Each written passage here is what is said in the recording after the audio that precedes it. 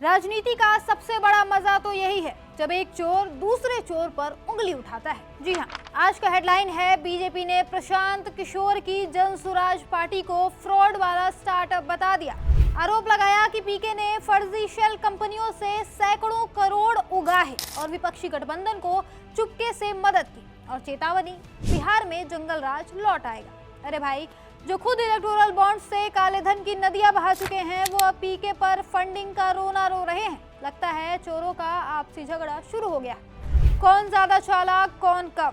रुकिए, पूरी कथा सुनिए, क्योंकि ये सिर्फ आरोप नहीं बल्कि बिहार चुनाव की फंडा वाली जंग है। ये चोर चोर वाली कहानी तो पुरानी है। याद कीजिए 2014 जब मोदी जी की लहर चढ़ रही थी, तब प्रशांत किशोर नाम का ये स्ट्रेटेजिस्ट बीजेपी का दाहिना हाथ था। आईपीएससी नाम की अपनी कंपनी से चुनावी कैंपेन रचे, अमित शाह के साथ मिलकर चाय पे चर्चा करवाई और बीजेपी को 300 से ज्यादा सीटें दिलाई।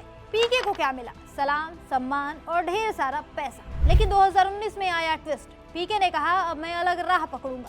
बीजेपी ने सोचा चलो ये तो अपना था, छोड़ दो। लेकिन 2022 में पीके ने बिहार में जन सुराज पार्टी लॉन्च की, सीधे नीतीश के खिलाफ। अब क्या हुआ कि बीजेपी की नजर में पीके विपक्षी गठबंधन के बी टीम बन गए। इसीलिए बीजेपी अब चिल्ला रही है ये तो हमारे ही फॉर्मूले से खेल रहा है, जैसे कोई एक्स लवर दूसरे को डेटिंग ऐप पर देखकर जल जाए। अब आते हैं असली मसाले पर। 20 सितंबर को बिहार बीजेपी के वाइस प्रेसिडेंट संतोष पाठक ने प्रेस कॉन्फ्रेंस में बम फोड़ा। दावा किया कि प्रशांत किशोर ने जनसुराज के नाम पर फ्रॉड किया, फर्जी शेल कंपनियों से सैकड़ों करोड़ रुपए जुटाए जिनका कोई रिकॉर्ड नहीं है।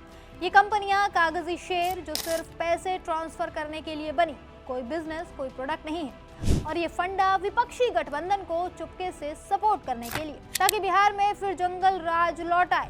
बीजेपी का दावा है कि पीके की पार्टी चुनाव लड़ने का बहाना है, ये लोग फ्रॉड हैं। याद है पीके ने हाल ही में बीजेपी के बिहार लीडर्स की शिक्षा पर तंज कसा था, तो बदला लेने के चक्कर में बीजेपी ने पीके का फंडिंग राग अलाप दिया। लेकिन दोस्तों, ये शेल गेम नया नहीं है। चुनाव आयोग को शिकायत की गई है, जांच होगी या नहीं ये तो वक्त बताएगा, जो लग तो नहीं ही रहा है। खैर, हमें क्या, हमें तो पता है कि महागठबंधन जीत रहा है। हमें तो इन दोनों की लड़ाई में मजा आ रहा है। रही बात जंगल राज की, तो सबको पता है कि बिहार में क्या हो रहा है। बिहार में क्राइम किस तरह बढ़ा हुआ है। बिहार की कानून व्यवस्था जलती चिता पर सती प्रथा की याद दिला रही है। स्वास्थ्य व्यवस्था की हालत तो ये है कि एक कुत्ता भी ठीक ना हो पाए बिहार के अस्पतालों में। और ये बात करते हैं स्वास्थ्य व्यवस्था की। वैसे पीके ने जवाब दिया है। उन्होंने कहा है कि ये बीजेपी का डर है, क्योंकि जन सुराज असली बदलाव लाएगी। लेकिन सवाल तो ये है कि अगर पीके इतना साफ हैं तो शेल कंपनियों का हिसाब क्यों नहीं है उनके पास। खैर, अब ये भी जान लीजिए कि एनडीए अलायंस में सीट बंटवारे को लेकर अलग ही खेल चल रहा है।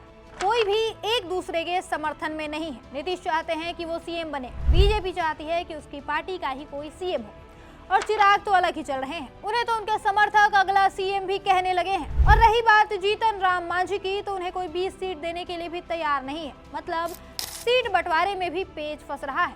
हर तरफ से एनडीए अलायंस घिर चुका है और उम्मीद भी है कि ये गठबंधन बहुत जल्द बिखर जाएगा।